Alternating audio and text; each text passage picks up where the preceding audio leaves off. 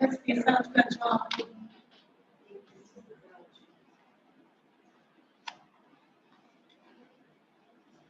आपको पता है कि पूरे जनरल का बड़ा टॉप इवन वेस्ट से भी बड़ा टॉप और हमारे पास वेस्ट से भी मैंने आपको बताया कि ऐसी चीज जो मैंने बनाई है उसकी बनाई है ताकि आपको सारा कुछ क्रैश कवर हो सके लेकिन ये 30 सेकंड वाली लाइन पर और जब तक मैं लेक्चर दे रही हूँ लेकिन ये है कि हमने मैक्सिमम वो टॉपिक्स टच करेंगे जिसमें कॉन्सेप्ट आप लोगों का कॉन्सेप्ट बन जाएगा बाकी पढ़ना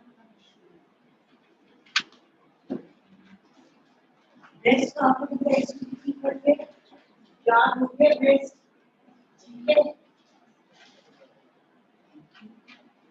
मास्टर और दूसरी से मास्टर अच्छे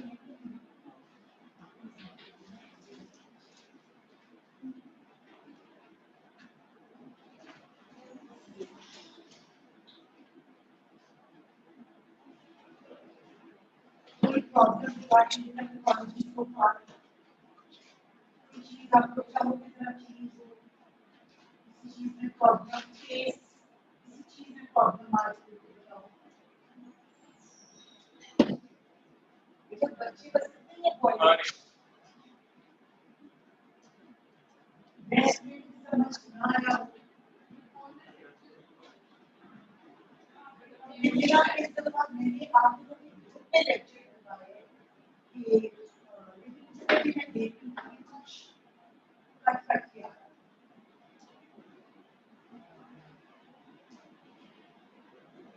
ऑनलाइन लेक्चर की प्रॉब्लम होगी तो ये लेक्चर में ना ऐसा कुछ शाबाश सर आज जो आगे आज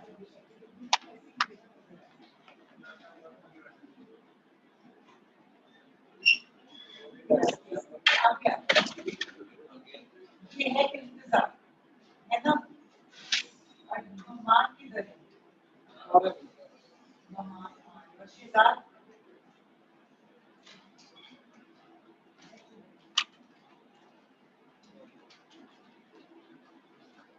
आप लोगों की क्लास में पूरा कितना दिन बना इतना अच्छा लोगों का रिजल्ट में बार सोच रही हूँ कि रिजल्ट क्या है बहुत इजी पेपर बेटा इजी पेपर बनना अच्छी चीज नहीं क्योंकि उससे आप क्रॉस में कैलकुलेट तो हमारा टारगेट होता है कि हम उस पेपर आपको क्रॉस में आपको तो आई गेस वी स्टार्ट तो सबसे पहले जो आज चीज जिससे मैं स्टार्ट कर रही हूँ ना दैट इज द बेबी क्यों because baby tumours are the tumours which are very important from exam point of view अगर पूरा फीमेल जेनिटल सिस्टम में करूँ तो 60% वेटेज इज ऑफ बेबी ठीक है और बाकी 40% वेटेज है आपकी बाकी सर्विक्स और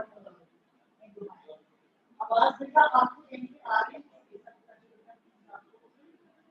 नजर नहीं आ रहा किधर आ अच्छा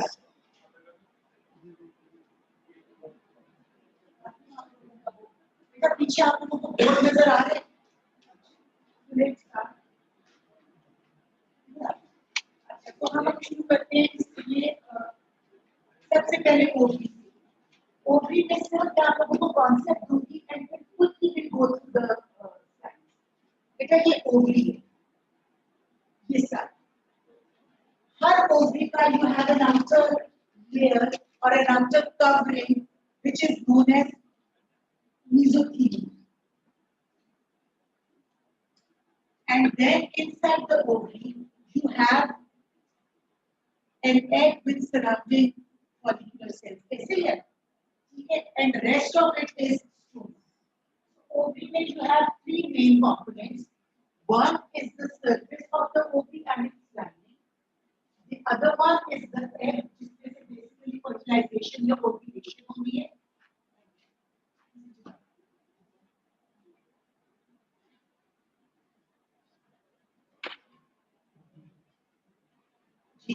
So the outer covering of the ovary that is called mesothelium.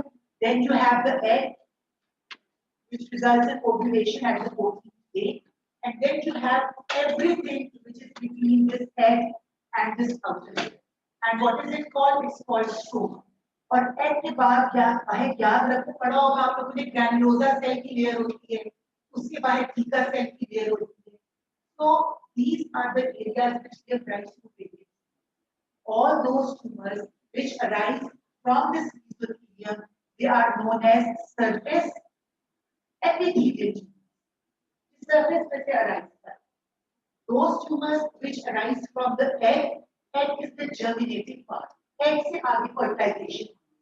So they are called the, since it is the germinating part, these are called the germ cell tumors. And whatever is in between, like the granulosa cells, like the Zika cells, and the stroma, they make up the sex pod. Sex pod are the granulosa and the Zika part, stromal tumors. So these are the three main classes, but besides these, you have two more classes. जिसको आप others and miscellaneous में कर दो, उनमें से एक metastasis आता है और एक दूसरा है जिसको हम lymphoma कहते हैं. So basically you divide them into four classes. Three belong to the oblique और एक है जो कि which is a little non-specific. So one is surface epithelium, the other one is germ cell tumor, and the third one is sex pod tumor. समझ आ गई है? ठीक. अब हम इसकी कैटेगरीज करते हैं.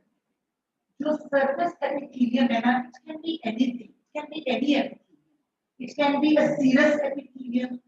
Serous मैं आपको भी तस्वीरें दिखाती हूँ, serous क्या होता है, mucinous क्या होता है. तो इसके नाम बताओ क्या क्या होंगे? Serous, mucinous, endometrioid, शाबाश, clear cell and transitional की बजाय हम इसे brenner. We do not use the word transitional here. लेकिन ये जो कि mesothelium है ना, असल में बात याद रखने की ये कि it can transform into any line. It can become serous, it can become mucinous, it can become endometrial like. That is why we call it endometrioid. It can become transitional, जिसको कि हम brenner कहते हैं. So these are the 5 types. ठीक है. और इस पूरी की पूरी कैटेगरी की खास बात क्या है कि ये रिलेटिवली ओल्डर एज ग्रुप का ट्यूमर है. 50 साल के करीब, 45 इयर्स, 50 इयर्स ऊपर, ये उस एज ग्रुप में ज्यादा आएगा. Very good. So one is an relatively older age group, and the second thing is that a large number of these tumors may show bilaterality. Bilaterality सिर्फ दो तरह की कैटेगरीज में आती है. नंबर वन, दूसरा आपको, number one is serous epithelial tumors, for example, the mucinous tumors, few endometrioid tumors. दूसरी कैटेगरी कौन?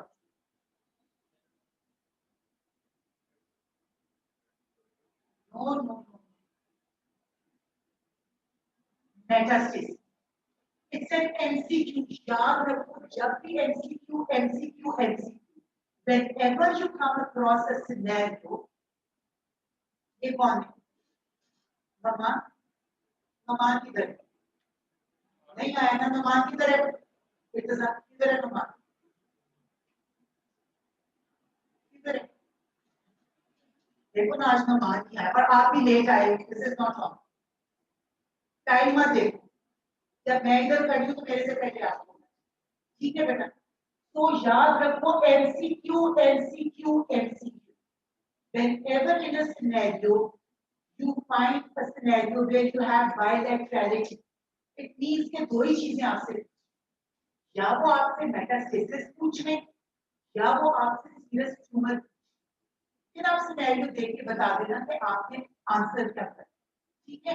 So bilaterally, otherwise is a feature of surface epithelial tumors, और उसमें से भी सीरियस का ट्यूमर का जाता है. तकरीबन 30% of the serous tumors show bilaterality. And what other tumors show bilaterality? Metastasis. So बेटा ये MCQ में आपने क्यों याद रखना. Coming to दूसरी वाली बात, इसमें बिनाइन बॉर्डरलाइन लेकिन तो मैं उसकी डिटेल में नहीं जा रही, लेकिन ये याद रखो. ये हो गया. Next tumour is germ cell tumour. Germ cell tumour की कैटेगरीज बताओ.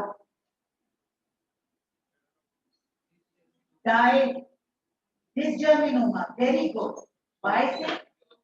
X Excellent. Yolk sac tumor. Easy. Embryonal polio भी होता है, वेरी गुड, लेकिन मैं भी डाई का वो कर रही हूँ। एम्ब्रियोनल कार्सिनोमा, असल में जोक सैक और एम्ब्रियोनल जो है ना, ये दोनों बहन भाई हैं, इन दोनों की मॉर्फोलॉजी बहुत ज्यादा मिलती है। और जो अगले दो ट्यूमर्स हैं, they are polio carcinoma and teratoma, जो अभी आपको, ठीक है। तो याद रखना है आपने ये जर्म सेल ट्यूमर में सबसे इंपॉर्टेंट क्वेश्चन, सबसे important question from exam point of view is classification of baby. The most important vital question is classification of baby. कोई बच्चा आप में से ऐसा नहीं होगा जिससे ये क्वेश्चन आता है। तो याद रखो इसके कंपोनेंट्स हैं। और what is specific or characteristic about this group of tumors? They are relatively seen in younger age group. Number one. Number two. Very good. ये tumour markers, serum tumour markers करते हैं। अब इसमें देखो डिसजर्मिनोमा का कौन सा मार्कर है? LDH, MCQ, MCQ, MCQ। ये बहुत इंपॉर्टेंट MCQ है। MCQ डिसजर्मिनोमा का जो ट्यूमर मार्कर है that is LDH। What is the tumour marker for yolk sac tumour? Alpha fetoprotein. MCQ all these tumour markers are MCQ। आपको tumour marker दिया जाएगा और नीचे पूछा जाएगा कि कौन सा ट्यूमर इसमें पॉजिटिव है। क्या आपको ट्यूमर दिया जाएगा और पूछा जाएगा किसका कौन सा ट्यूमर मार्कर है। Number 3 is choriocarcinoma, that is beta 8CG। Choriocarcinoma is beta 8CG। तो याद रखो the first category mostly this is a cystic category. इसके अंदर जो ग्रॉस होती है that is mostly cystic, cyst होती है, ऑलमोस्ट ऑलवेज फाइंड इस कैटेगरी में other than this germinoma it is solid cyst, solid cyst. This germinoma is solid, otherwise it is solid cyst. ये बेटा ग्रॉस से आपने पहचाना है, आपको सिनेरियो जब आएगा उसमें ये चीज आएगी। So the third category is sex spot stromal. Sex spot stromal tumour is also solidish, solid होते हैं, ठीक है। और सेक्स स्पॉट स्ट्रोमल ट्यूमर की खास बात है occurs in younger age group, comes to notice because of some effect of hormone that the patient has on the body. For example, या वो estrogen producing hormones है या वो androgen producing hormones है।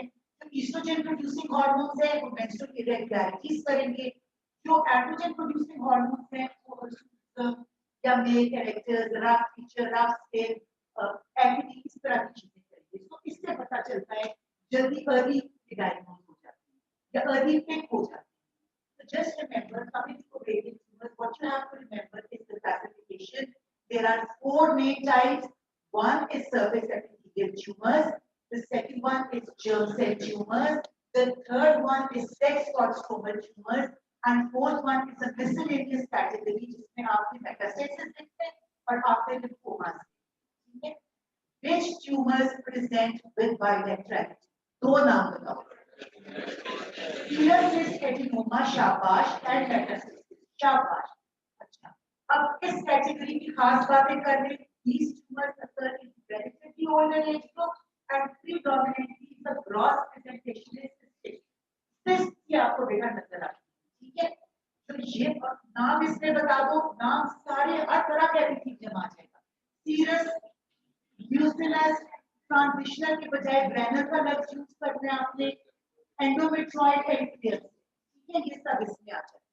The second one group जो सबसे ज्यादा examiners को पसंद है वो ये ग्रुप पसंद है, जर्म सेल ट्यूमर्स। तो क्यों पसंद है? बिकॉज अभी हम जब प्रोसीजर देखेंगे तो आप देखेंगे number 1 because it is very common, number 2 because it is seen in a relatively younger reproductive age group, 30 साल, 35 साल, 20 साल, 28 साल की age group.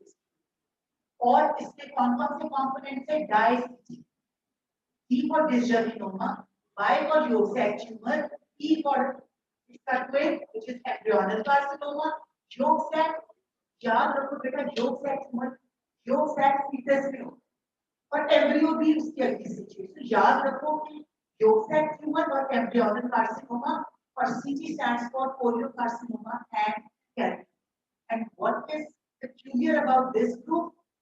They are serum, they produce serum tumour marker, ठीक है। और कौन कौन से सीरम ट्यूमर मार्कर है?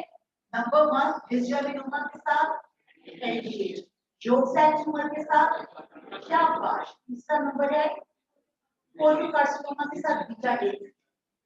This as a group is solid system as a group, except for dysgerminoma, which is usually solid. और इधर जो सेक्स का स्ट्रोमल ट्यूमर होते हैं और यंग एज ग्रुप में, तो मोमेंट प्यूबर्टी स्टार्ट होती है तो पता कैसे चलता है? फिर कॉन्शियस प्यूबर्टी। जिस बच्ची की प्यूबर्टी 14 साल में स्टार्ट होती है उसको 9 साल में वो फीचर्स आ गए, तो माँ परेशान हो जाती है, चेकअप कराती है तो पता चलती है ऐसा oestrogen producing tumour. Oestrogen producing tumour एकदम से आपका दिमाग में लग जाना चाहिए कि सेक्स कॉन्स्ट्रोमल ट्यूमर। समझ आ गई बेटा इस चीज? तो अब हम इस कैन मूव स्लाइड, ठीक है। अब ये आप लोगों ने अगर समझ लिया ना, अब इसमें एक चीज जो मैंने अभी नहीं बताई जो मैं मॉर्फोलॉजी पे बताऊंगी वो मॉर्फोलॉजी है। बेटा सारी मॉर्फोलॉजी आपको नहीं आती, जिस चीज की आनी चाहिए वो मैं आपको बताऊंगी, उसको आप सिर्फ हाईलाइट। Thank you. हमने एक्चुअली मेरी स्पीच है सर, ये बहुत इंपॉर्टेंट टॉपिक है। मतलब मैं कहती हूँ कि अगर आपको ये टॉपिक अच्छे से आ गया ना तो आपने you done with 60% of the.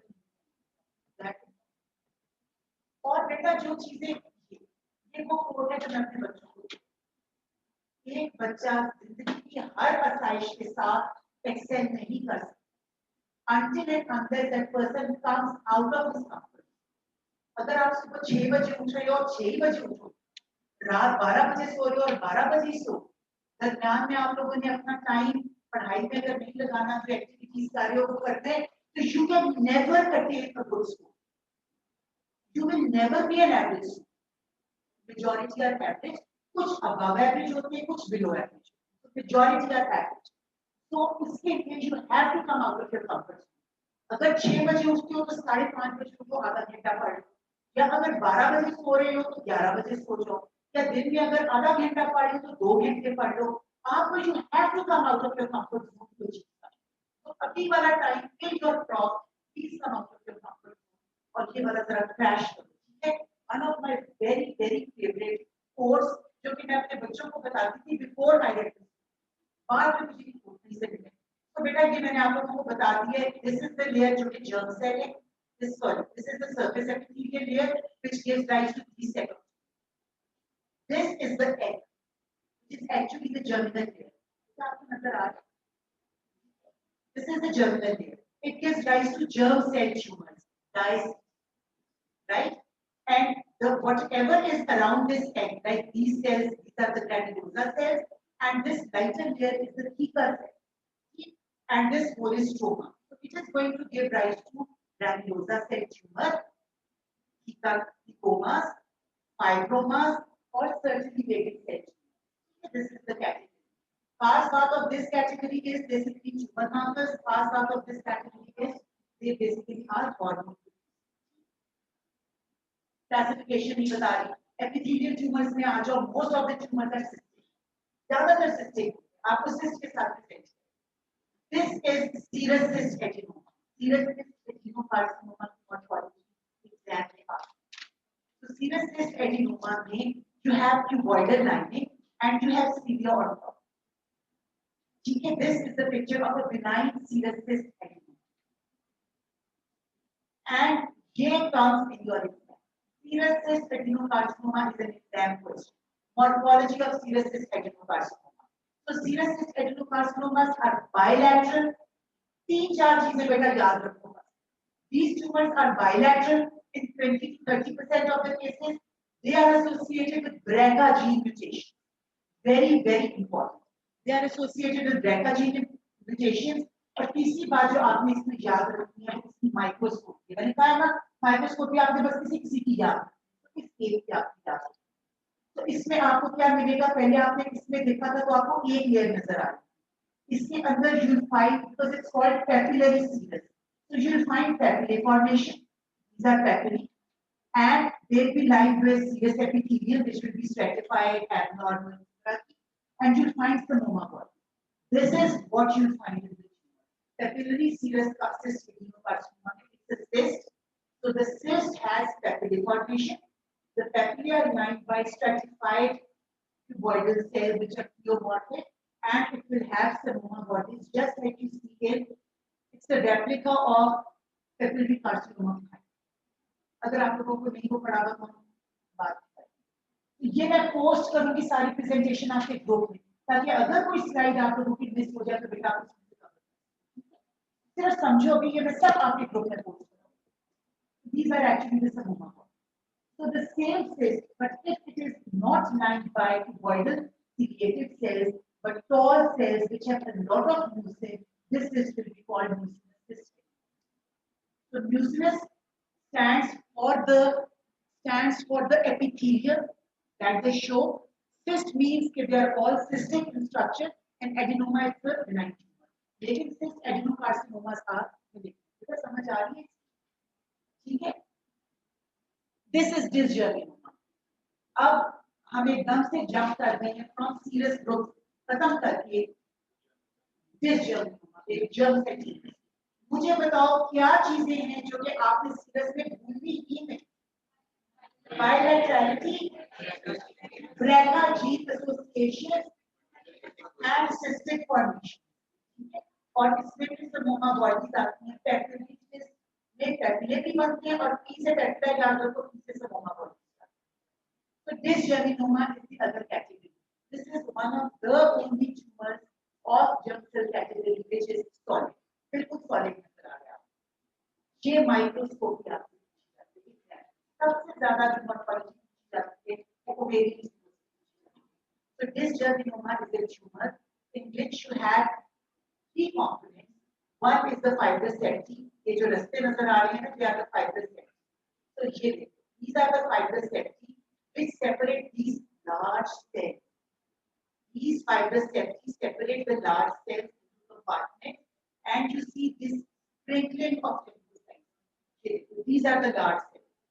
So ये large cell है, it's a large cell with clear cytoplasm, prominent nucleolus. This is the classic appearance of the cell, जो कि ये seminoma। ठीक है, so seminoma cell ये नजर आता है, जो मैं आपको इसमें दिखा रही हूँ। It's a large cell with abundant clear cytoplasm, prominent nucleolus, and very well-defined cell cover. And it is separated by this fibrous septi, which shows sprinkling of छोटे छोटे जो गोल नजर आ रहे हैं ना, देयर ओवर छट्टा पड़ा है। ठीक है, तो dysgerminoma की क्या बात याद रखनी है? सॉलिड। नंबर 2 इसकी माइक्रोस्कोपी। नंबर 3 tumor मार्कर कौन से? LDH। वेरी गुड, शाबाश। yolk sac tumor, बच्चा देखो, बच्चा more common as a pure tumor is more common in children under 2 years of age। ठीक है, 2 साल के बच्चे का ट्यूमर आएगा तो या टेरेटोमा होगा या yolk sac होगा। ठीक है, तो yolk sac tumor ये किससे रहा है? अल्फा कीटोप्रोटीन। ठीक है, तो एक पीस से खेल रहा है। This is the yolk sac, yolk खा रहा है, एग yolk खा रहा है। So this is the yolk sac, ये तस्वीर रख लो बस। Yolk sac tumor is the tumor which is common in children less than 2 years of age, and इसके अंदर अल्फा कीटोप्रोटीन लेवल रेज्ड हो। And what is the specific feature, microscopic feature of शाबाश? What is the Schiller dual body? Schiller dual body होती है ये, एक blood vessel होता है, it has a reticular pattern। ये लफ्ज भी भूलना, जब कभी आपको yolk sac की भी माइक्रोस्कोपी आती है, रेटिकुलर का मतलब होता है बेस लाइन, ढीला ढीला लूज सा, जैसे आपको ये स्पेसेस नजर आ रही है, it's a very loose सा pattern। So this is called the reticular pattern। So ये reticular pattern है, and this is the Schiller dual body। What is the Schiller dual body? Schiller dual body has a central core of blood vessel surrounded by the tumor cells of yolk sac। So this is MCQ, MCQ, MCQ। Schiller dual body का लफ्ज जहां पे आया, आपने yolk sac tumor को देख सकते। Alpha कीटोप्रोटीन का लेवल जिस जगह पे आया, आपने yolk sac tumor को देखा। तो yolk sac tumor has दो खास बातें जो आपने याद रखनी है। नंबर 1, इसके अंदर अल्फा कीटोप्रोटीन लेवल रेज होगा।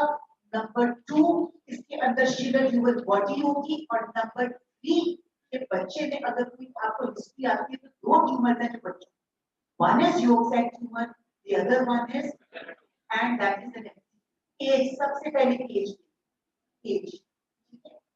So this is yolk sac tumor.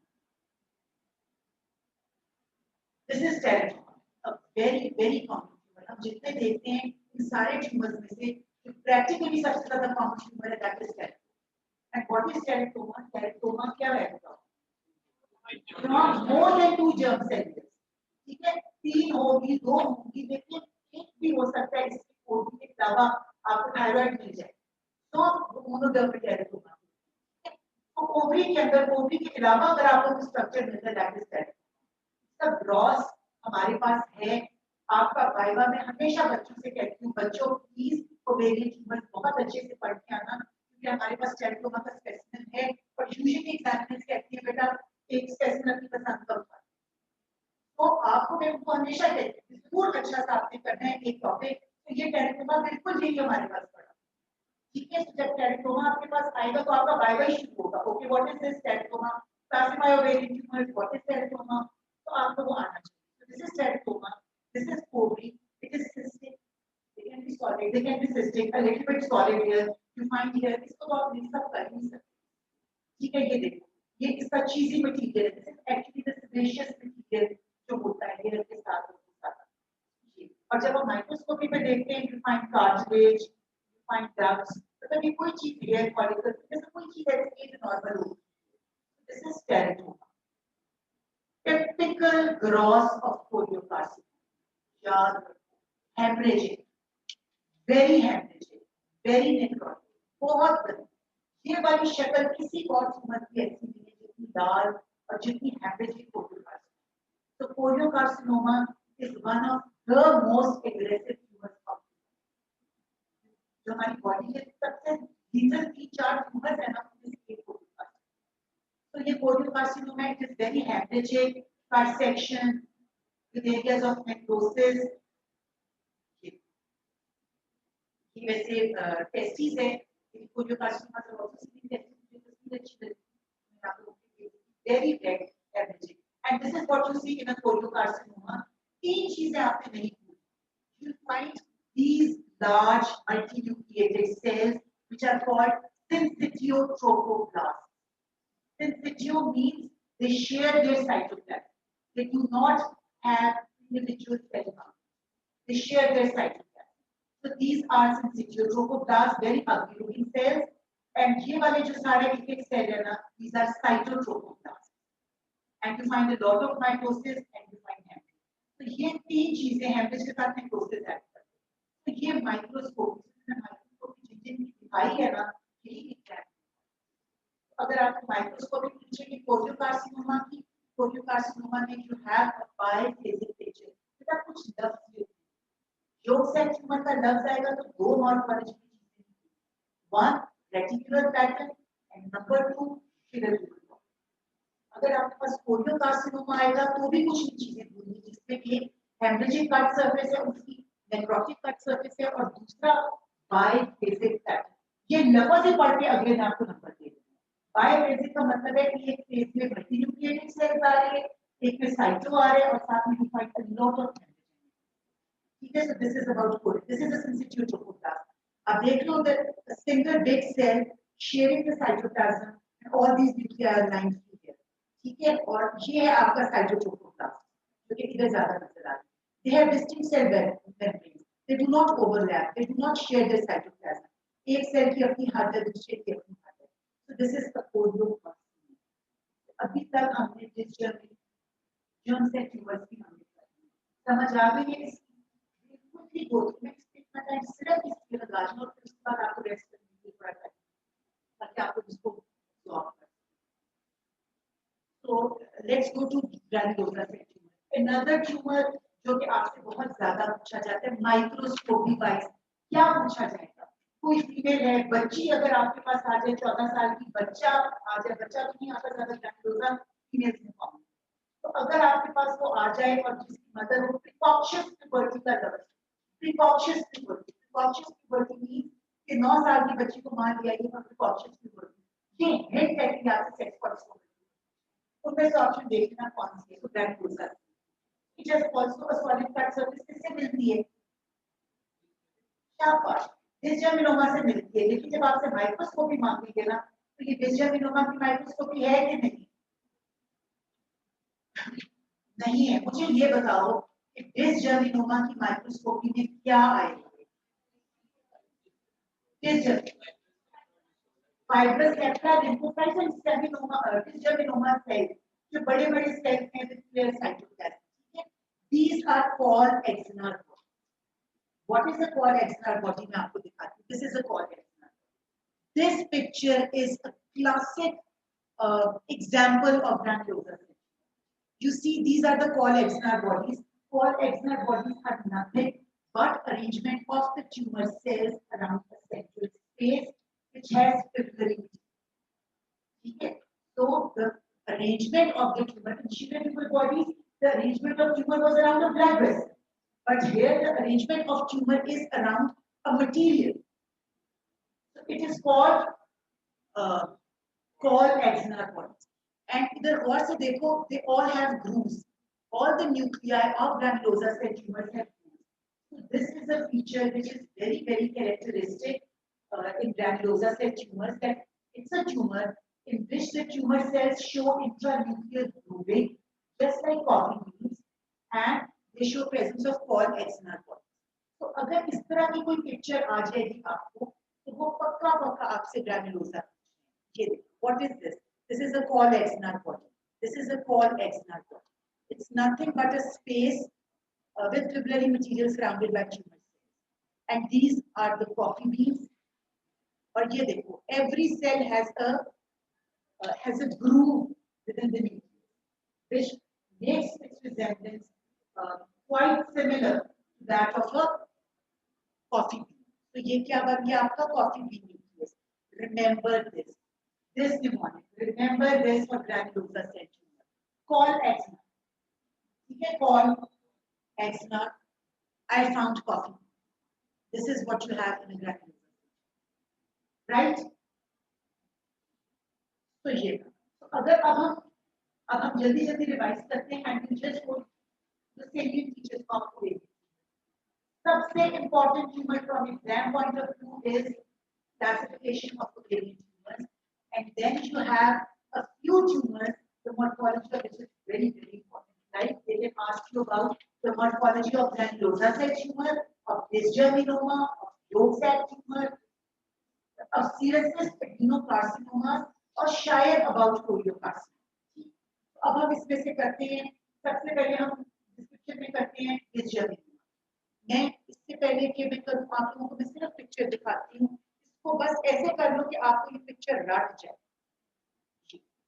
This is dysgerminoma.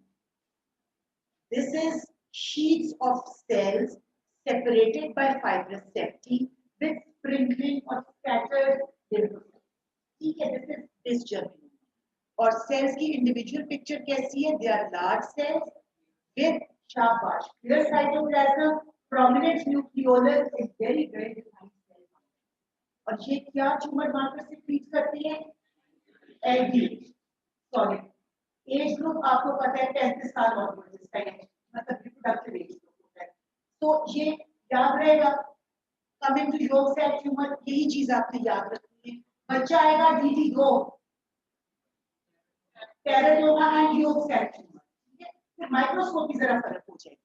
तो योक सेल ट्यूमर में raised alpha fetoprotein levels and presence of Schiller dual body and reticular pattern. शाबाश, ये दो लफ्ज नहीं भूलने. reticular pattern and presence of Schiller dual body. reticular pattern and Schiller dual body. शाबाश, very good. और tumour marker जो release करता है, सिक्रीट करता है, that is alpha fetoprotein. Then you have teratoma, another tumor which is seen in younger age group, childhood में. लेकिन it can occur in young adults, in like reproductive age group, किसी भी type के हो सकते हैं. mature immature के नीचे भी नहीं जा रही है. तो इसकी पिक्चर आपको ग्रॉस दिखाने की जरूरत नहीं. आपको चीजी मटेरियल नजर आएगा. you find here, you find sebum. तो ये सारी teeth, शाबाश. तो ये चीज. so this is teratoma. अगर teratoma की डिस्क्रिप्शन है तो आप लिख देना OB, where you can find cartilage, you can find neuroepithelial, you can find gland, glial tissue, जो भी एपिथेलियम का नाम आता है, म्यूसिनस लाइनिंग, सीरस लाइनिंग, बनाना लाइनिंग, सब टेराटोमा में। Then comes the, और इसमें टेराटोमा में भी ट्यूमर मार्कर नहीं तैयार होता। इन कोरियोकार्सिनोमा ट्यूमर मार्कर है, शाबाश, cut section, very good, hemorrhagic and necrotic, very good and excellent, it has a biphasic pattern। बेटा जैसे आपके कैम्ब्रिज में या एमकैट में कुछ ना आप लोगों के होते हैं जिसको कहते हैं, आपने जरूर दर्ज देखी हो, कीवर्ड्स कुछ कीवर्ड्स हैं जो अगर आप लिखोगे ना तो वो आपको, देखो एक चीज बेटा जब आपको आती है ना तो आपका ये काम है कि उस चीज में आपके नंबर, आप लोग बच्चे के पेपर करके पिछली दफा गए थे ना क्लास में, तो मैंने कहा बच्चों का कैसा हुआ पेपर, मैंने बच्चों के फीडबैक दिया, मैंने कहा हमारा बहुत अच्छा हुआ। उन्होंने कहा कि बच्चों का उन्होंने कहा था कि बच्चों में जैसे मल्टीपल माइलोमा का क्वेश्चन है, सबने डायग्नोज किया हुआ लेकिन डिस्क्रिप्शन अच्छी थी, लॉस्ट योर मार्क्स। तो मेन ये नहीं होता, आपको लगता है मैंने आंसर लिख दिया मुझे नंबर मिल जाएंगे, नहीं बेटा उसकी डिस्क्रिप्शन के की पॉइंट्स होते हैं जिसके ऊपर आपको मार्क्स। तो आपका मैक्सिमम कोशिश ये है कि आपने वो की पॉइंट्स जरूर लिखने हैं ताकि आप पास हो। तो इसके की पॉइंट्स जैसे आपने बताए कि number 1 syncytio trophoblast, biphasic pattern, syncytio and cytotrophoblast, haemorrhagic. ठीक है, this is granulosa cell tumour. हमने क्या कहा था ग्रैन्युलोसा में, called external bodies and coffee bean, which has a solid pattern. You may find microfollicles called external bodies and coffee beaning of the bean.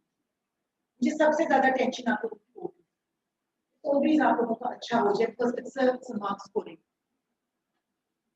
area. What is this? Ovary. This is endometrium. इधर ही चलो हम करते जाते हैं। ये uterus की cavity है बेटा, ये एंडोमेट्रियल कैविटी है। This is the cervix here. ये cervix है, sorry. यहाँ पे cervix है. This is the endometrial cavity. These are the ovaries which have a lot of cavities, a lot of cells. What is this called? Polycystic ovary. शाबाश. Polycystic ovary में क्या problem होती है? शाबाश. क्लियरली का प्रॉब्लम दो तरह की प्रॉब्लम है, बॉडी में somehow एंड्रोजन लेवल बहुत ज्यादा हो, और दूसरा ओवरी के अंदर ईस्ट्रोजन बहुत ज्यादा प्रोड्यूस होता है। अभी मैं आगे बताऊंगी किसकी वजह से, लेकिन दो चीजें साइड बाय साइड चल रही। व्हाट अ पैराडॉक्स, या किसी में ईस्ट्रोजन ज्यादा होता है या एंड्रोजन ज्यादा होता है। So this is a condition which is called polycystic ovary syndrome, polycystic क्या कहते हैं सिंड्रोम, पॉलीसिस्टिक ओवरी सिंड्रोम। तो इसमें क्या होता है, basically you have raised androgen levels and you have raised oestrogen. Because of raised androgen or estrogen level raised होती है, इनको obesity you have raised estrogen level, ये fat cells बनाते हैं estrogen। Then you have insulin resistance, ठीक है, diabetes type 2, तो ये चार कंडीशंस है and ovulatory cycle में आगे डिटेल करूंगी। तो बस याद रखो कि ओवरी में आपकी increased estrogen levels होती है, somehow increased androgens। Androgens क्या करती है? Androgens result in hirsutism, acne. Oestrogen क्या करती है? मेंस्ट्रुअल इरेगुलरिटीज, मेंस्ट्रुअल इरेगुलरिटीज होगी तो सब फर्टिलिटी होगी, ठीक है मैं और endometrial hypoplasia because of estrogen. Very good. ये basically polycystic ovaries, raised estrogen, androgen levels are there, and there are two conditions which lead to increased estrogen level. Estrogen can be raised in obesity, type 2 diabetes mellitus, खाने पीने, सारा कुछ खाने पीने की वजह से आदत का इस्तेमाल को नीचे ले जाए, हमें भी प्रॉब्लम सारी इसी वजह। तो एंड्रोजन की वजह से क्या होता है?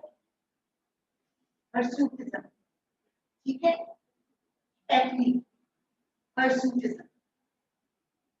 इनका वजन बहुत ज्यादा, देखने में ये ओबीस होती, मोटे होती, ठीक है, they have acne, they have hirsutism, and because ये तो हम hirsutism और acne तो हम करें एंड्रोजन। ईस्ट्रोजन की वजह से क्या होता है? ओबेसिटी होती है पेशेंट में, इरेगुलर मेंसेस होती है उस पेशेंट में और एंडोमेट्रियल हाइपरप्लेजिया। ये नटशेल एक के अंदर है, let's go to the detail कि आपको देखना है इसके बैक में बता दूं। तो ये बेसिकली पॉलीसिस्टिक प्रोटीन पर आपको क्वेश्चन आता है। And what is the syndrome which was previously associated with this? Stein Leventhal syndrome. तो जब भी स्टील-लेवेंथॉल सिंड्रोम का नाम आएगा, पीसीओएस आपने टिक कर या तो पीसीओएस सिंड्रोम में स्टील-लेवेंथॉल आएगा तो आपने उसको टिक करना है MCQ. A lady, a young lady with hirsutism and acne, क्या चीजें ज़हन में आती है? क्या चीज ज़हन में आती है? सॉरी, एंड्रोजन ज्यादा है। It can either be polycystic ovary और सेक्स कॉर्टिसोमेट्री। ठीक है, सो आपने बेटा अपना डिफरेंशियल इस तरह ब्रॉड रखना। अगर ये दो चीजें आ रही है तो पॉलीसिस्टिक, लेकिन अगर सिनेरियो में आपको ये सिर्फ चीजें देखकर अपना डायग्नोसिस ठीक ना करें, आगे देखकर सिनेरियो में कोई पॉलीएक्सिनरी कोई ऐसी चीज तो नहीं हो सकता है, क्योंकि because glandular and tumours are estrogen mostly but they may be androgen. So coming to सांस ले लो 2 मिनट, कितना मतलब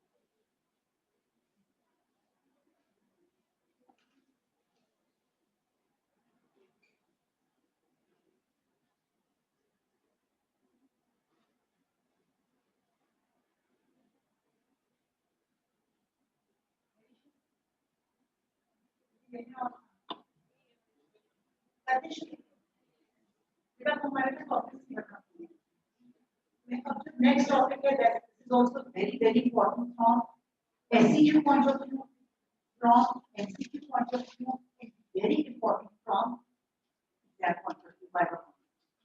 So that topic is live. What is the layman term for live? Is tumor technical term fibroid. अक्सर कहते हैं fibroid. Yes, so fibroid लेकिन smooth muscle tumor. अब MCQ क्या? MCQ. What is the most common benign tumor of the female genital tract? Answer is thyroid. And what is the most common malignant tumor of female genital tract? That is endometrial adenocarcinoma. So MCQ में लफ्जों से confuse नहीं होना. If they are asking about the most common benign tumor of female genital tract, that is thyroid. And the most common malignant tumor of the female genital tract is endometrial adenocarcinoma. अब fibroid है, लोग fibroid कहते हैं, but this is a tumor that does not arise from the fibrous. It is myoma.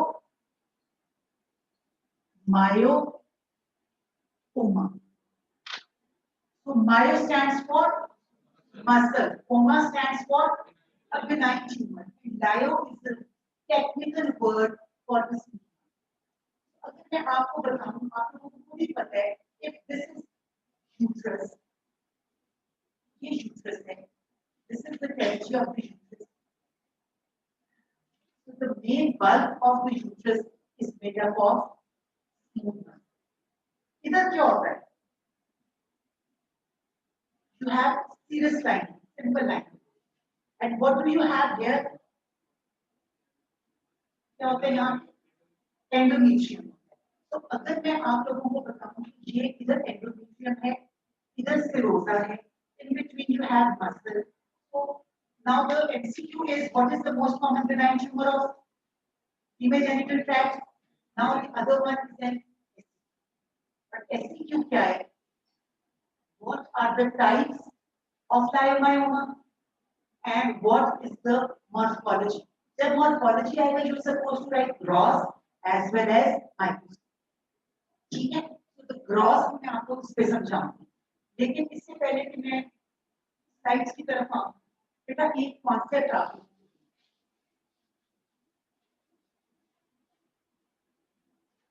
अभी आप लोगों ने कहा एंडोमेट्रियम, तो ये एंडोमेट्रियम है. एंडोमेट्रियम में क्या होता है? You have endometrial glands and stoma. Endometrial gland, stoma, along with the few blood vessels make up the endometrium. And below endometrium you have myometrium. So what do you have in endometrium? Endometrial glands and endometrial stoma. अब endometrial glands जो हैं, इनकी किस picture इनकी बन रही है? That is directly related to the status and the hormone level of the ovary. For example, ovary goes through 3 phases. One is the menstrual phase, other one is the pre-ovulatory, and the third one is the post-ovulatory. तो अगर आप इसमें देखें, तो ये अगर ovulation यहाँ पे होगी, फॉर एग्जाम्पल ओवरी, तो प्री-ओव्यूलेटरी ये 14th डे है, इसमें ओव्यूलेशन इस वक्त ओवरी के अंदर एज द डॉक्टर. ठीक है, समझ आ रही है बेटा? और ईस्ट्रोजन का ये काम है, जब ओवरी ईस्ट्रोजन बनाती है तो एंडोमेट्रियम में ग्लैंड्स प्रोलिफरेटिव होती है. What do you mean by proliferative glands? It means कि अगर इसमें 1 2 3 4 5 6 7 ग्लैंड्स है ना, the gland and stoma is going to proliferate, increase in number under the action of estrogen. So अब 7 समझ आई है आपको इस बात की? Estrogen का काम है, causes proliferation. So when estrogen is present in the ovary, estrogen causes the endometrial glands and stoma to proliferate. So normal अगर वो 7 है तो वो proliferate होके मजीद 7. Then ovulation occurs. जब ovulation occur करती है तो estrogen level drops. एक वक्त में एक ही हार्मोन बढ़ सकता है. Estrogen level drops and progesterone level increases. तो जब प्रोजेस्टेरोन लेवल इंक्रीज करती है under the action of progesterone, the endometrial जो ग्लैंड्स हैं जो ऑलरेडी प्रेजेंट है, अब जो साथ हुए हैं endometrial gland, they are going to produce secretion. ठीक है, ये सेक्रीटरी हो जाएंगे. 1 2 3 4 5 6 7, ये तो होते जो कि ऑलरेडी थे, और ये जो बाकी है ना जो प्रोलिफरेट हुए थे, ये भी बढ़. समझ आ रही है? और उसके बाद जब मेंस्ट्रुएशन होगी तो सारे एक्स्ट्रा शेड ऑफ हो जाएंगे and you will be left behind with the basic scarf. This is how the endometrial cycle. ठीक है, so what happens in endometrial cycle? There are basically endometrium में 2 फेजेस आप या 3 फेजेस आप कह दो. ओवरी जो करती है ना, उसके रिस्पांस में एंडोमेट्रियम रिएक्ट करता है. तो ओवरी में central point is ovulation. Before ovulation, ovary secretes estrogen. पहले 14 दिन 5 से 14 दिन estrogen secretes करती है. Under the action of estrogen, normal हम इसलिए कहते हैं बेटा कि basal layer का भी shed off during menstruation. It's only the functional layer that sheds off. Basal layer means मतलब उसके ऊपर proliferation. तो जब estrogen level आता है, so the glands of the endometrium proliferate and the stoma proliferate and they increase in number. ठीक है, फिर ovulation होती है तो what happens to estrogen? उसका मतलब है estrogen is going to drop. एक वक्त में एक नहीं आना, वो drop करेगी. Progesterone level rises. So progesterone इन सब में changes क्या करेगा? वो vessels tortuous vessels ज़्यादा हो जाएंगे. और टॉर्चुअस हो जाएंगे ग्लैंड्स, अंदर सिक्रीशंस आ जाएगी ताकि एंडोमेट्रियम सॉफ्ट हो जाए अगर इम्प्लांटेशन। अब एक लफ्ज आप बार-बार सुनते हो, anovulatory cycle. So what happens in an ovulatory cycle? Ovulation नहीं होती, an means no, कोई ovulation नहीं होती। अब आप मुझे बताएं, 14 दिन पे ovulation होती है, 28 दिन आगे ovulation नहीं हुई, what will happen to the hormone level? कौन सा हार्मोन होगा? ईस्ट्रोजन, क्योंकि जब तक ओव्यूलेशन नहीं होगी ईस्ट्रोजन ही रहेगा, और जब ईस्ट्रोजन रहता है तो ईस्ट्रोजन जितनी देर रहेगा वो कहेगा जी बढ़ते जाओ, प्रोलिफरेट करते जाओ, ये प्रोलिफरेट कराता रहता है और इतनी प्रोलिफरेशन हो जाती है कि time comes when there is mutation. आपको पता है जितनी ज्यादा प्रोलिफरेशन होती है उसके चांसेस ऑफ म्यूटेशन ज्यादा होते हैं। ठीक है, तो म्यूटेशन किसकी होती है? P10, जैसे P53 है ना, is a tumour suppressor gene, ऐसी P10 is a tumour suppressor gene. तो जब इसकी म्यूटेशन होती है तो वो हाइपरप्लेजिया डेवलप होती है। तो normal endometrium is very very thin line, proliferate करता जा रहा है तो वो हाइपरप्लेजिया नॉर्मल है। और जब उसमें P10 म्यूटेशन आएगी तो इट विल बिकम हाइपरप्लासिया। अब हाइपरप्लेजिया के अंदर हाइपरप्लेजिया इसी तरह रह रहे, कोई काम नहीं कर रहा, कोई कुछ नहीं कर रहा, then a mutation comes in this hyperplasia which is of KRAS oncogene. इसकी म्यूटेशन, जब इसकी म्यूटेशन होती है तो सेल खराब होती है। This is hyperplasia with age. कुछ नहीं समझ आ रहा। नेक्स्ट देखो बेटा, इधर तक तो समझ आ गया कि ईस्ट्रोजन के अंदर इफेक्ट क्या होता है, और ये भी पता है ईस्ट्रोजन का इफेक्ट है कि उसमें प्रोलिफरेट कराने के लिए। अब ये नॉर्मल एंडोमेट्रियम, नॉर्मल एंडोमेट्रियम जब ईस्ट्रोजन इसके ऊपर आती है तो ये प्रोलिफरेट करती है। ठीक है, ये अभी तक नॉर्मल है, ये प्रोलिफरेट कर रही है, अभी भी ये नॉर्मल है। जब ये बहुत ज्यादा होता जाता है तो एक टाइम आता है किसी पेशेंट में P10 की mutation. P10 is just like P50, the tumor suppressor. तो जब इसकी म्यूटेशन होती है तो वो प्रोलिफरेशन और बढ़ जाती है और हम इसको कहते हैं कि अब ये अपनी हद से थोड़ा ज्यादा ही आउट हो गई है, ये हाइपरप्लेजिया। लेकिन अब इसमें एज नहीं आया तो we call it hyperplasia without age. समझ आएगी बेटा? ईस्ट्रोजन के under action, the cells are just going to proliferate. अगर उस प्रोलिफरेशन के ऊपर P10 म्यूटेशन हो जाएगी तो हाइपरप्लेजिया बनेगा, और अगर इस हाइपरप्लेजिया वाली एपिथेलियम के ऊपर KRAS, what is KRAS? It's an oncogene, वो जो रही सही कसर होती है ना वो पूरी कर, तो वो सेल्स के अंदर जो नॉर्मल पड़े हुए सेल्स हैं जैसे उनके अंदर माइटोसिस आ जाते हैं, खराब सेल्स हो जाते हैं। नाउ वी कॉल इट कि हाइपरप्लेजिया तो हुआ था, लेकिन अब इसमें एज किया, and you know what is एज किया? It's the precursor of any disease. तो डेवलप बहुत ज्यादा चांसेस जी, जब P10 होगा ना तब हाइपरप्लेजिया होगा। तो बेसिकली आप ये समझो कि नॉर्मल अगर प्रोलिफरेशन है, इसमें अगर इस जगह के ऊपर P10 आएगा तो हाइपरप्लेजिया विदाउट एज है। अगर KRAS आ जाएगा तो उसमें हाइपरप्लेजिया विद है और फिर बेटा इन्वेजन आ जाएगा।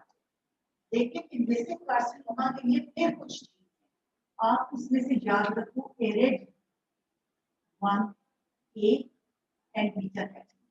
मैं बस एक दो आपको बता दूं कि एग्जाम में पूछ लेते हैं एक्चुअली, और एग्जाम में क्या क्वेश्चन आता है, which gene is responsible for hyperplasia? So answer is P10. P10. The gene responsible for hyperplasia is P10. Gene responsible for invasion is KRAS. और P53 एंड में आता है जब मेटास्टेसिस या बड़ा फैलना होता है। So these are the chain of steps. This is nothing but रखा। ये आपने मारना ही रखा। ये मैं आपको इसलिए बता रही था कि एक दफा सुन लेता ना बंदा तो किस तरह देख लेगा। याद रखो, नॉर्मल ईस्ट्रोजन रहेगा तो प्रोलिफरेटिव फेज होगी बेटा। जब proliferative phase and ovulatory cycles होंगी, वो भी क्यों होती है वो मैं बताती हूँ। वेरी इंपॉर्टेंट क्वेश्चन, इसमें आपको कंफ्यूज तो नहीं हो रहे। और बेटा सिर्फ याद रखो ये साइकिल, जैसे आपने स्क्वेमस की याद की थी ना, कार्सिनोमा इन साइटू से वो ये है। इसमें ये है कि सबसे पहले है नॉर्मल एंडोमेट्रियम, फिर एंडोमेट्रियल हाइपरप्लेसिया विदाउट एटिपिया, फिर एंडोमेट्रियल हाइपरप्लेसिया विद एटिपिया, फिर उसके बाद इन्वेसिव एंडोमेट्रियल एडेनोकार्सिनोमा, और फिर जब वो फैलने लगता है तो these are the steps, but this is ये बात P10 इसलिए मैं आपको बात कर P10 की वजह से हाइपरप्लेसिया। अब ये सारा कल्प्रिट है ज्यादा ईस्ट्रोजन। ईस्ट्रोजन ज्यादा क्यों होता है? सॉरी,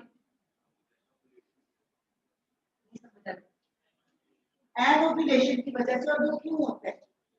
जियो याद, जियो GEO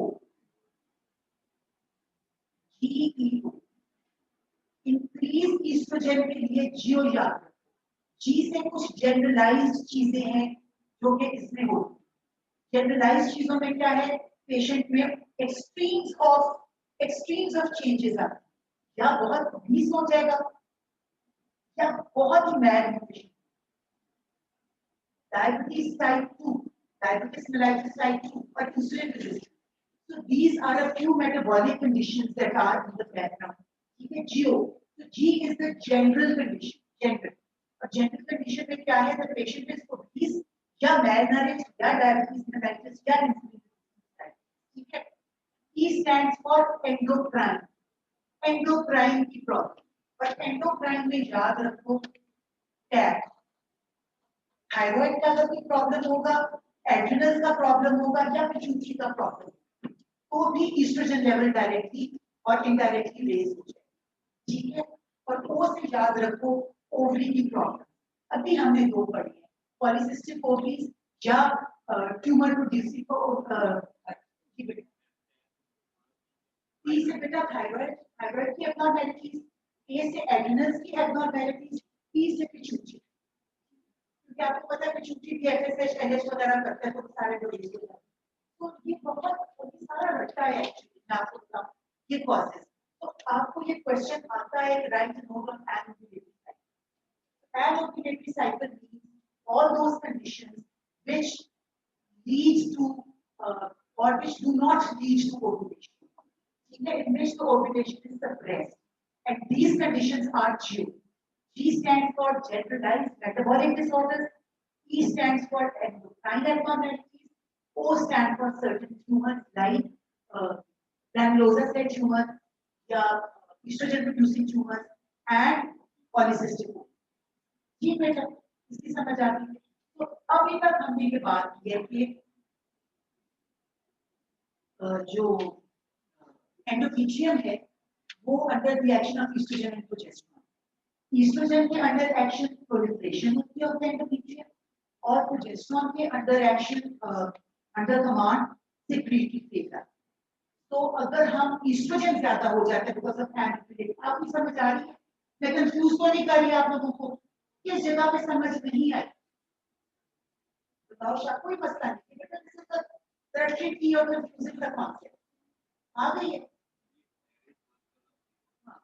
बेटा ये ना सिर्फ रखता है ऐसे है जैसे आपका नाम साइमा है, आपका नाम कासिम है, आपका नाम साबिया है। मैंने हर हाल में ये नाम याद करने ही कर, इसमें कोई कॉन्सेप्ट नहीं कि मैंने इनको मैंने किस तरह याद करूंगी कासिम। ठीक है, मैंने हर हाल में इनका नाम याद कर, ये ना रटे का सीक्वेंस है। मैंने सिर्फ इसलिए बोला कि किसी का सुन के टाइम्स आपको कुछ याद रह जाए। बेटा चार चीजें हैं, सबसे पहली है P10। P10 is the gene, नहीं भूलनी आपने, ये हाइपरप्लेसिया। ठीक है, तो P10 करती है hyperplasia without ATP. P10 is a tumor suppressor gene like P10. फिर जब हाइपरप्लेसिया विदाउट एटिपिया होता है, उसके बाद वो अगला स्टेप क्या होगा? हाइपरप्लेसिया विद एटिपिया, उसको KRAS करेगा, which is an oncogene। यहाँ तक समझ आ गई? अब उससे आगे जब आप चलते हैं तो हाइपरप्लेसिया विद एटिपिया के बाद अब अगली चीज तो यही है कि इन्वेसिव मैलिग्नेंसी आती है। तो इन्वेसिव मैलिग्नेंसी के लिए जो जीन है दैट इज ARID1A और बीटा कैटलिन, इसको CTNN1। तो आप कौन से मर्जी नाम जाते, ठीक है, वो इतना नहीं पूछते। और एंड में जब बहुत एंड पे एग्रेसिव हो जाता है तो P50 आता है। तो बेसिकली इसमें प्लीज हम जरा नीचे करते हैं हमें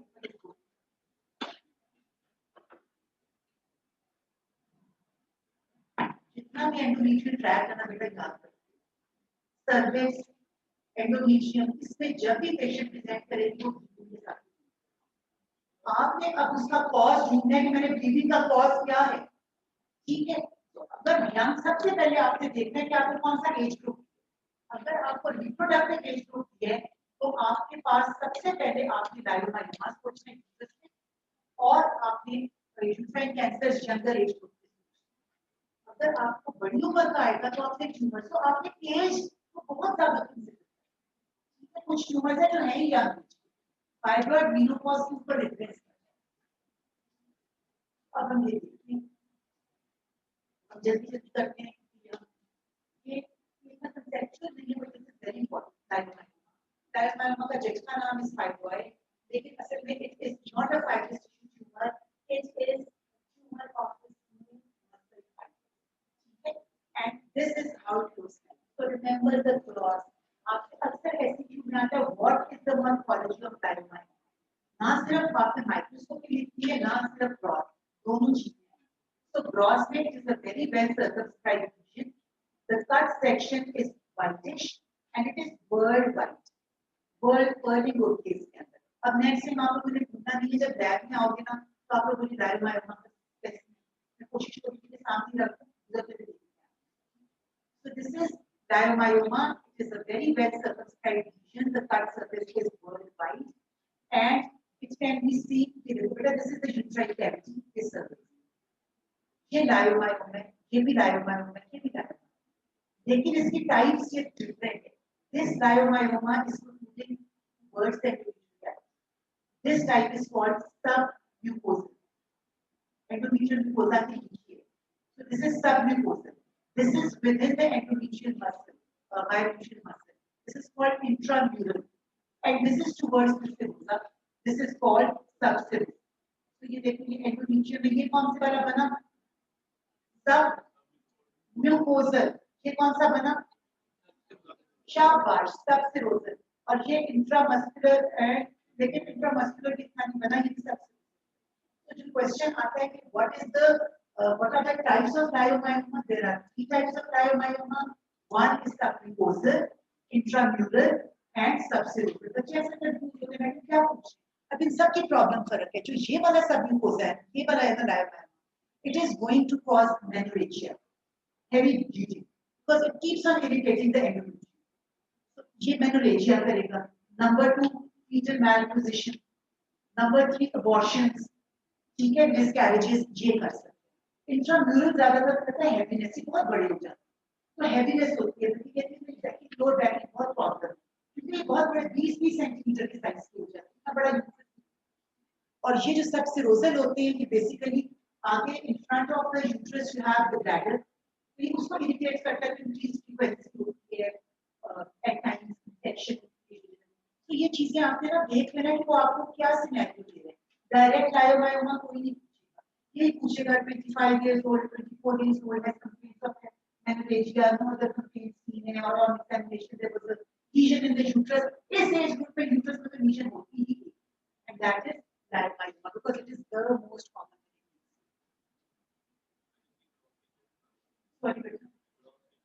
जी ग्रॉस बेटा इसका देखो, gross is circumscribed, rounded with whorled wide.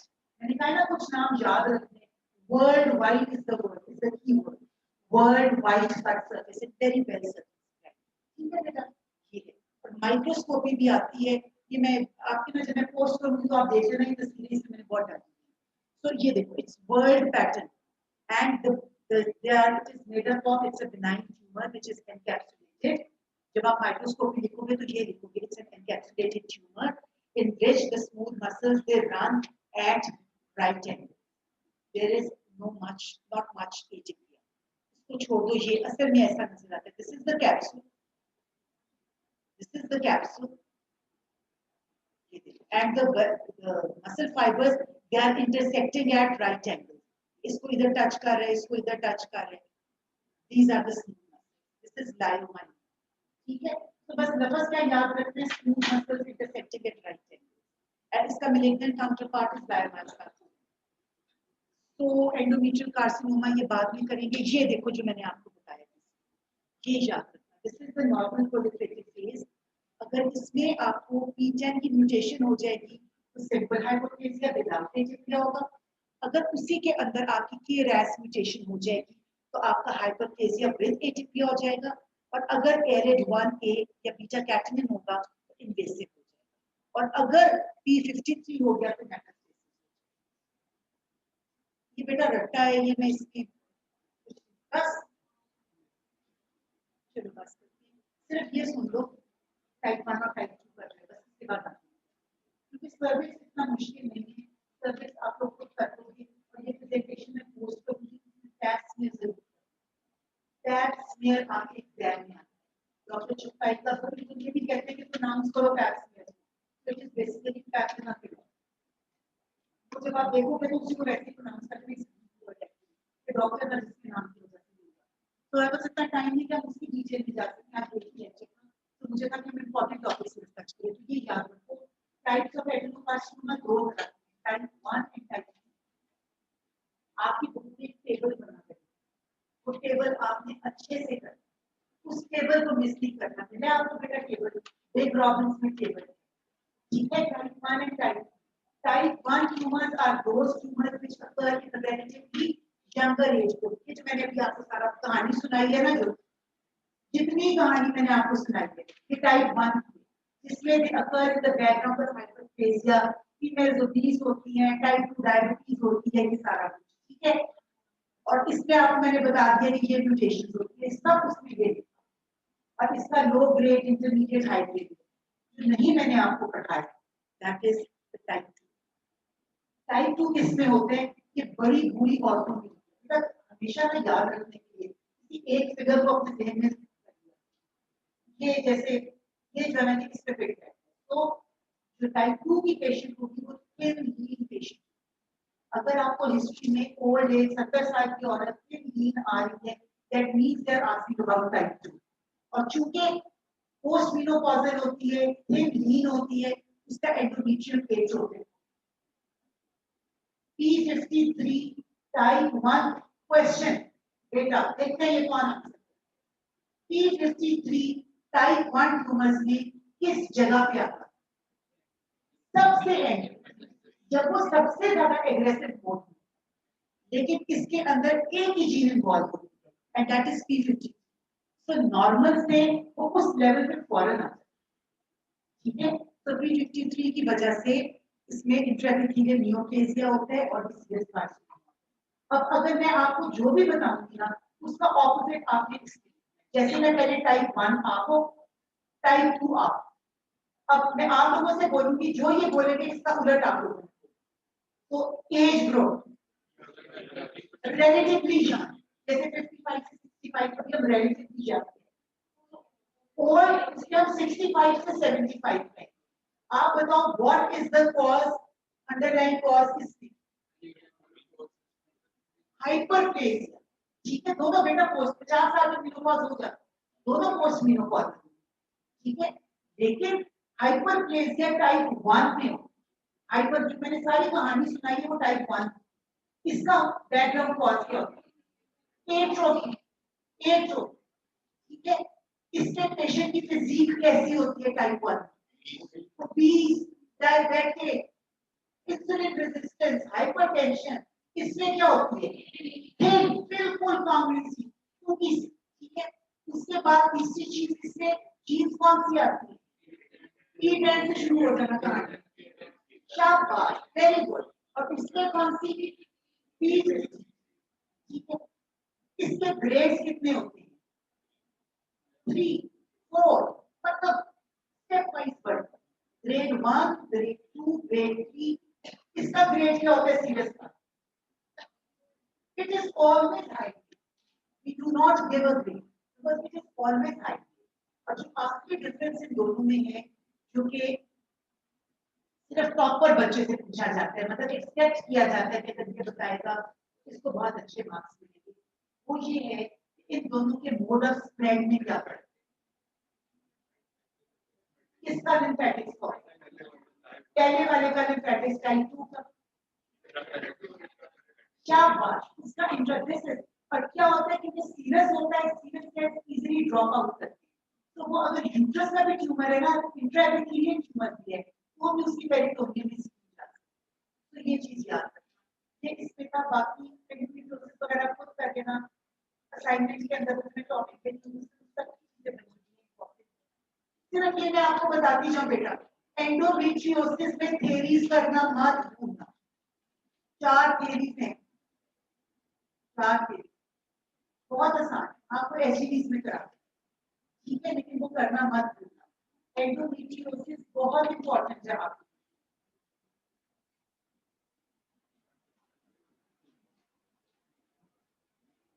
और ये भी आप लोगों ने करना है कि आपने इसको ग्रेड 1 कब कहना है। जब यूट्रस में होगा तो ग्रेड 1 है, सर्विक्स में आ जाएगा तो ग्रेड 2 है, सर्विक्स से बाहर निकल जाएगा तो 3 है, और अगर पेल्विस से बाहर निकल जाएगा तो 4। ये बेटा प्लीज इसका डीटी आप मैंने सब आपको पोस्ट कर दी, सबका आपने डीटी कर, ये इंपॉर्टेंट, ये सब आप करा देंगे उसमें एचडी, लेकिन ये बहुत जरूरी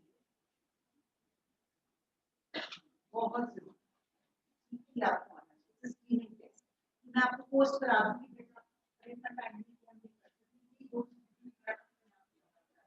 थैंक यू वेरी मच। अपने टेस्ट में प्लीज कंसीडर 60%